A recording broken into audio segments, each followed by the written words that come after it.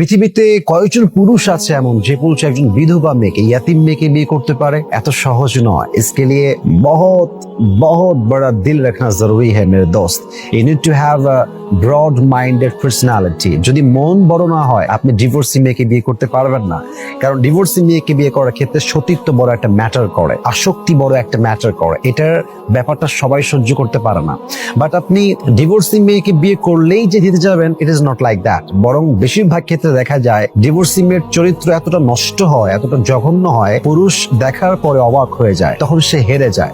But সত্য কথা আমি আপনাকে বলছি, আপনি আসলে হারেন নাই, আপনি জিতে যাবেন। তবে চিন্তা একটা চেঞ্জ করতে হবে। চিন্তাটা হচ্ছে এরকম, আপনি আপনার জীবনে মানুষকে জায়গা দিবেন এটা জেনে, এটা বুঝে, এটা মেনেই যে সে আপনার বিশ্বাস নিয়ে খেলতে পারে, সে আপনার বিশ্বাসে আঘাত করতে পারে।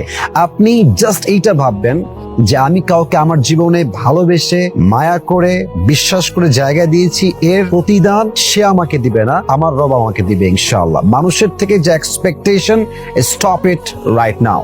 যদি এটা আপনি বন্ধ রাখতে পারেন, যদি আপনি আল্লাহর থেকে প্রত্যাশা করেন, একদিন না একদিন আপনার রব আপনাকে এত উত্তম কিছু দিবে যেটা আপনি কখনোই কল্পনা করতে পারবেন না ইনশাআল্লাহ তাআলা।